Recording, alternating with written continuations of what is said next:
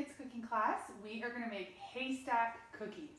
So you've probably made these before, maybe you've made a little bit of a different version, but they are so easy, they are so delicious, and they are no bake.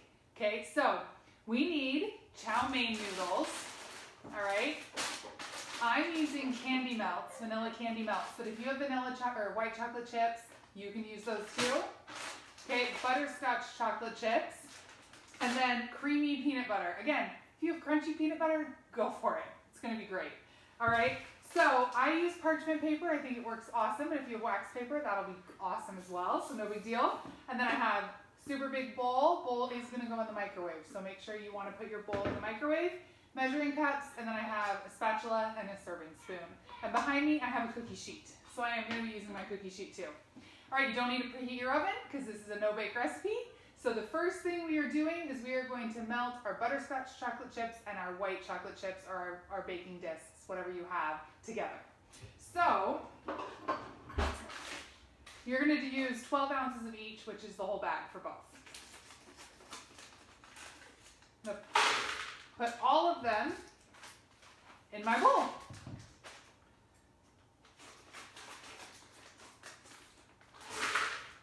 Okay, so I'm going to mix it up just a little.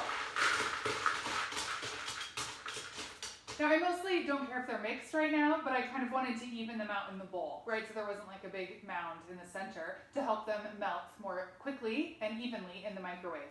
So we have melted lots of stuff on this show already. So we are going to put this in the microwave for 30 seconds at a time. In between each time we melt these, we are going to stir it, and that's how we're going to not burn our chocolate chips, but melt them and melt them evenly. So I'm going to start with our first 30 seconds.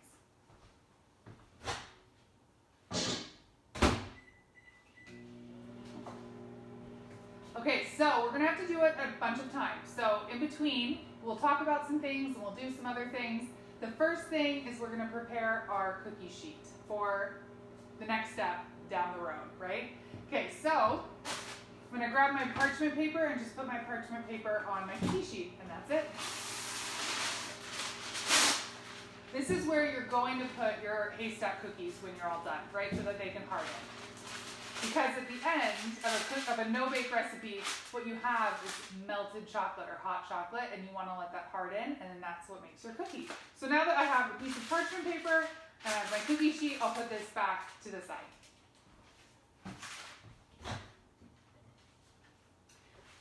Okay, so we did 30 seconds. They're really not melted at all, okay? But we stir in between every time we do it. All right, so grab my spoon here. You can use a spatula, whatever you like. And I can tell that the bottom melted a little bit when I'm stirring. So just stir them up. And then, okay, put it back for another 30 seconds in the microwave.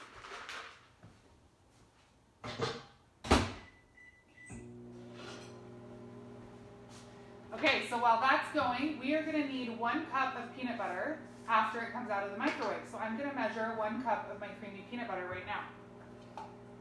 Okay, so I'm going to get a different spatula. Okay, I used my spatula, so got to get a clean one. Just don't get something gross in my peanut butter. Okay, so here we go. I'm just going to measure 1 cup of peanut butter while we wait. Oh, it's already out, okay? So we're going to keep measuring the next time because we're going to have to do a lot of microwaving.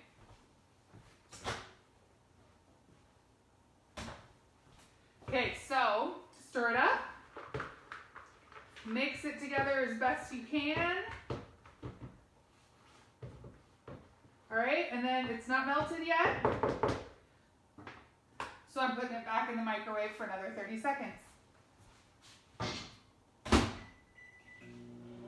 Okay, and while that goes, we'll just keep measuring our peanut butter. So we get that step done. Now I always use a big spatula because it reaches so deep into the container because I get my peanut butter at Costco, but you can use whatever you want. Big spoon, spatula, anything. Just fill up your measuring cup.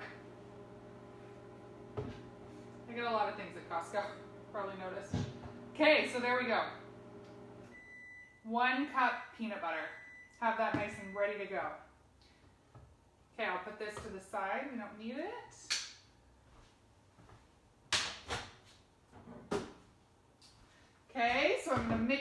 again, see where we're at. Oh yes, this looks like it's all melted. This is perfect.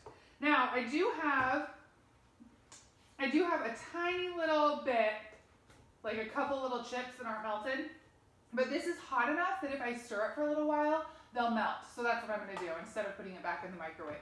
So stir it until it's all combined. And I'm using a nice big spatula so I can scrape the chocolate off the walls of my bowl. Okay, so that looks delicious. So now, that's what mine looks like, kind of a caramel color. So now I'm going to add my peanut butter and stir until the peanut butter is nice and melted and completely incorporated. So we got to do this kind of quick because what's going to help the peanut butter melt and incorporate is the fact that the chocolate is hot. So we don't want to wait too long because we want that chocolate to stay hot to help our peanut butter. So then put your peanut butter in and go ahead and keep mixing. Here we go. Okay, so mix again until it's 100% incorporated and you don't have any streaks and the whole mixture is the same color. That's what you're going for, the same color.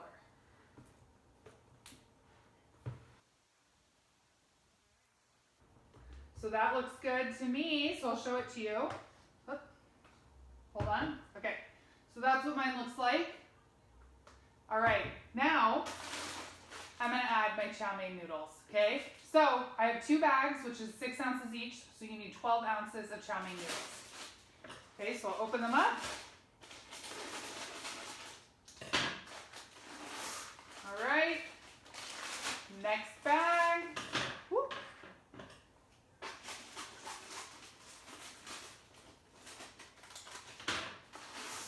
All right, same thing, you're just gonna mix until the chow mein noodles are completely incorporated as well.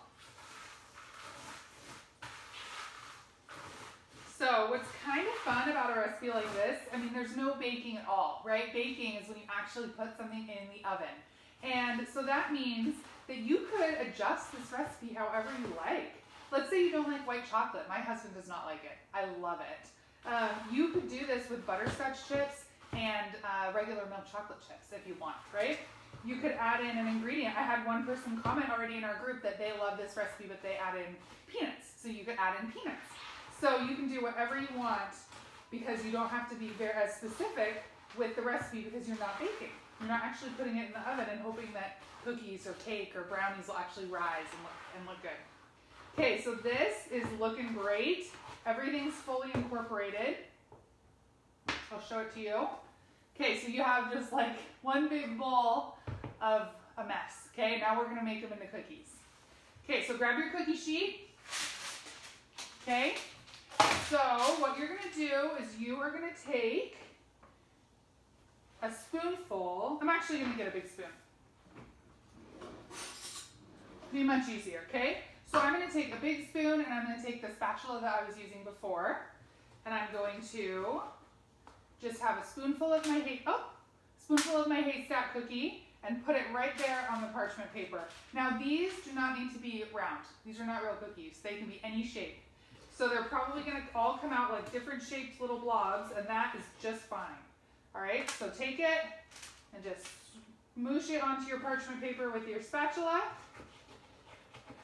And you can make these as big or as small as you want. So you'll end up with a variety of different, like we all won't end up with the same number of Haystack cookies.